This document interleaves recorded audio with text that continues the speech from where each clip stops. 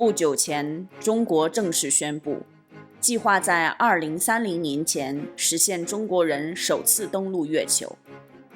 实际上，在2020年，中国就已经把一个无人探测器发射到月球上，采集了月球的土地样本带回地球。这个无人月球探测器的名字叫做嫦娥5号。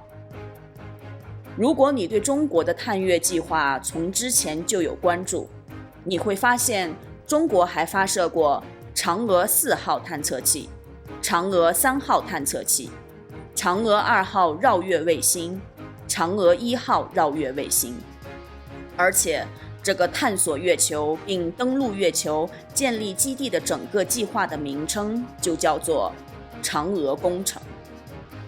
这个嫦娥到底是什么呢？为什么中国探月计划、探测器、绕月卫星的名字都叫嫦娥呢？这可要从2000年前说起了。在2000年前的中华大地上，开始流传着这么一个神话故事。相传在远古时，天上有10个太阳，它们本来应该交替出现，每次只有一个太阳出现在天上。但是不知道为什么，有一天10个太阳一起出现在天空，整个世界变得异常炎热，人们苦不堪言。一个叫做后羿的英雄出现了，他力大无穷，善于射箭。他登上高山，运足力气，一口气用弓箭射掉了9个太阳。大家都很感谢后羿的举动，也佩服他的能力。很多人拜他为师，跟他学习射箭等武艺。有一位神仙也很喜爱后羿，他送了后羿一个药丸，并告诉他吃了这个药丸可以长生不老，飞到天上变成神仙。但是后羿没有吃下药丸，因为他舍不得离开自己的妻子。后羿的妻子叫做嫦娥，是一个美丽善良的女人，她经常帮助村里的乡亲们，大家都很喜欢她。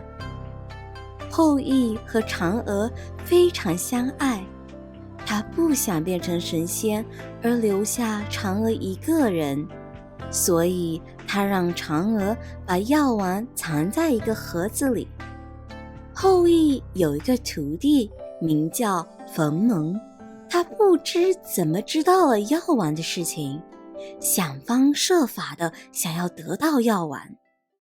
8月15这天，趁着后羿不在家时，冯蒙闯进了后羿的家，用剑逼迫嫦娥交出药丸。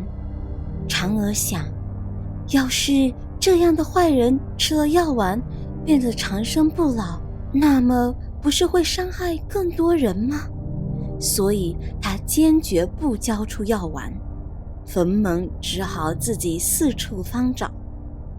嫦娥看到冯蒙马上就要找到药丸了，她情急之下拿出药丸，把它塞进了嘴里。嫦娥吃了药丸之后，立刻就飞了起来，越飞越高，一直向月亮飞去。后羿外出回来，发现家里被翻得乱七八糟，嫦娥也不在家，他很着急，冲出门外寻找嫦娥，怎么找也找不到。他突然抬头看到明亮的月亮，月亮上嫦娥正深情地看着自己。他这才明白，原来嫦娥吃了药丸，变成了天上的神仙，再也不能回来了。后羿和乡亲们都很想念嫦娥，每年的8月15，他们就聚在一起，并在院子里摆上嫦娥喜欢的食物，对着月亮思念嫦娥。其实，在民间，嫦娥奔月的故事流传着多个版本，上面的这个版本是最被大众接受的一个，另外的版本显得这个故事没有那么的美好。版本2，但是后羿没有吃下药丸，因为他舍不得离开自己的妻子。后羿的妻子叫做嫦娥，她是一个美丽的女人。她知道丈夫后羿获得了可以变成神仙的药丸，她就想偷吃药丸，自己变成神仙。有一天，趁着丈夫不在家，她找到药丸，把它塞进嘴里。吃了药丸后，她就飞到了月亮上。她虽然变成了神仙，长生不老，却只能自己孤独地生活在寒冷的月亮上。版本3，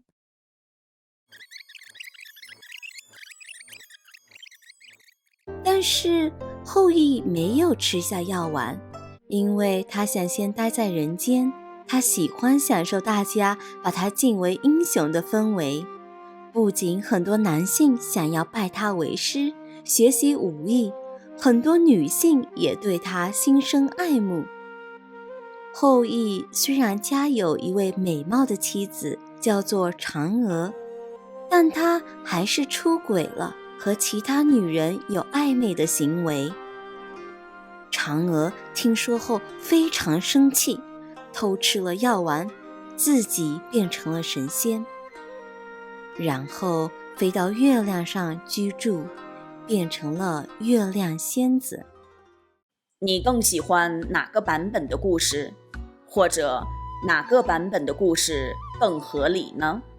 请把你的想法留在评论区，大家一起讨论一下吧。那无论是上面的哪个版本，最后嫦娥都飞到了月球，并在上面居住。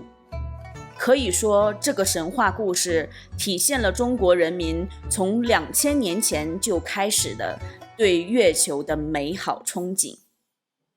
刚才说的关于嫦娥的故事的名字是嫦娥奔月，那么中国探月工程叫做嫦娥计划，是不是就很好理解了呢？